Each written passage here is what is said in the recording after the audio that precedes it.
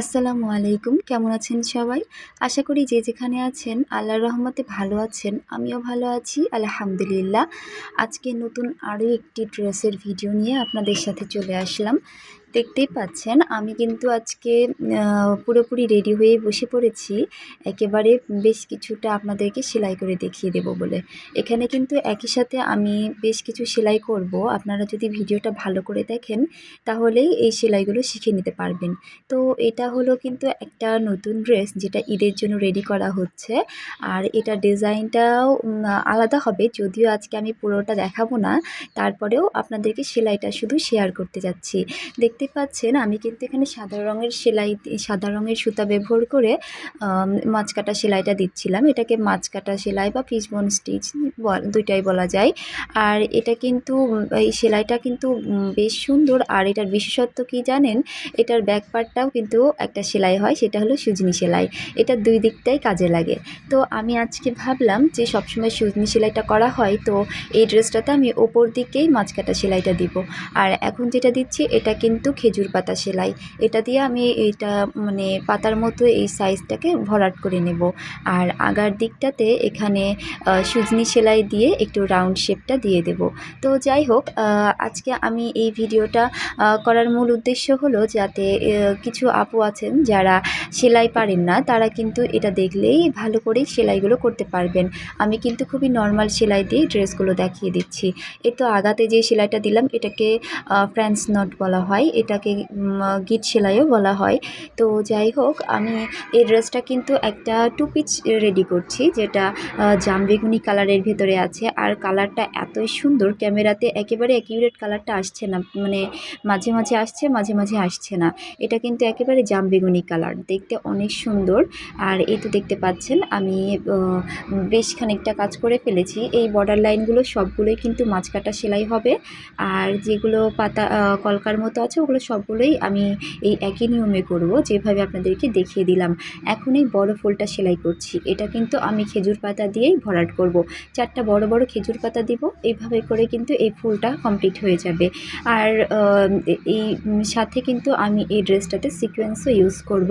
যাই হোক, এই ড্রেসটা যখন রেডি হয়ে যাবে তখন আপনাদেরকে দেখিয়ে দিব ইনশাআল্লাহ। এটা কিন্তু আমি স্যাম্পল তুলে দিচ্ছিলাম। আসলে আমার কর্মীরা তো মানে সবাই বাড়ির পাশে না, অনেক কর্মী আছেন যারা অনেক দূরে থাকেন, তাদেরকে আমার গিয়ে কাপড়গুলো দিয়ে আসতে হয়, আবার নিয়ে আসার সময় যেতে হয়। তো এই যে ভাড়া খরচ, অনেক বেশি ভাড়া পড়ে যায় আমার ড্রেসের, সেগুলো কিন্তু ড্রেসেই প্রভাব পড়ে। আমি সবসময় চেষ্টা করি আমার ড্রেসের দামগুলো খুবই রিজনেবল রাখার জন্য, যার কারণে আমার ভেবে চিন্তেই ড্রেসের পেছনে খরচ করতে হয়। আর এই তো দেখতে পাচ্ছেন এই সেলাইগুলো যদি আমি না করে দিই, দেখা যাচ্ছে কর্মীদেরকে যদি ফোনে বলি তখন শুনে শুনে যতটুকু করতে পারবে তার চেয়ে ভালো হবে যখন আমি এইভাবে ড্রেসগুলোতেই সেলাই করে দিব। এই সেলাইগুলো দেখলে ওরাই বুঝতে পারবে যে কোন লাইনটা কেমনভাবে সেলাই করতে হবে।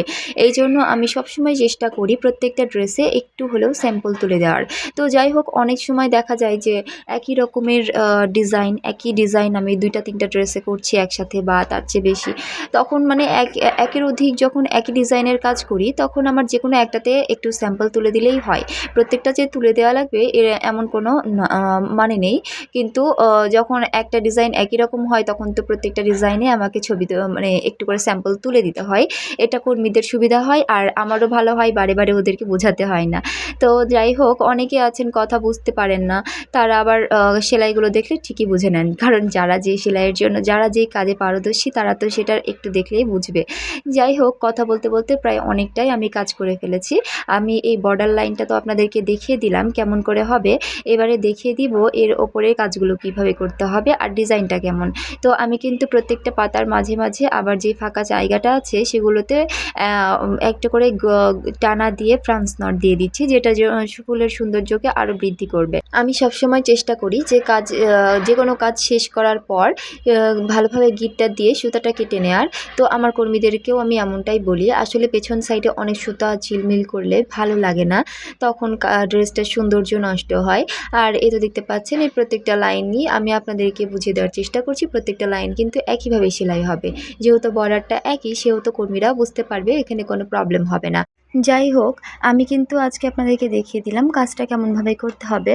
আর এটা কিন্তু একটা ডিপ কালারের ওপরে ডিপ জাম বেগুনি কালার একেবারে কালচে, তার উপরে সাদা সুতোর কাজ, যা আমার কাছে অনেক ভালো লেগেছে। আপনাদের কাছে কেমন লেগেছে আমাকে জানাবেন।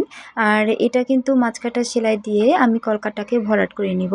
4 সাইড দিয়ে মাঝকাটা সেলাই হবে, আর মাঝে যে পাতাগুলো দেখছেন ওগুলো কিন্তু খেজুর পাতা দিয়েই করব। তো এই ভিডিওটা যদি আমি পুরোটা দেখাতে যাই অনেকটা টাইম লেগে যাবে, যার কারণে আপনাদেরকে ভিডিওটা একটু ফাস্ট দেখিয়েছি, আর অফ ক্যামেরাতে আমি পুরো কাজটা কমপ্লিট করেছি।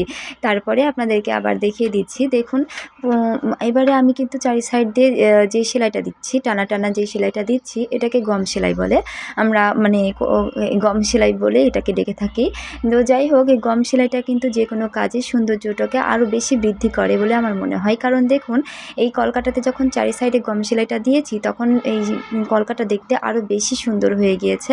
আর মাঝে মাঝে আমি একেবারে 0 সাইজ সিকোয়েন্স ইউজ করেছি, যেটা আপনাদেরকে আগেই বলেছি। এটা না অনেক বেশি গর্জিয়াস লাগবে আর না বেশি সিম্পল লাগবে। আমার কিন্তু হালকা হালকা চিকচিকি ভাবটা খুব ভালো লাগে, যার কারণে আমি প্রায় কাজে সিকোয়েন্স ইউজ করার চেষ্টা করি।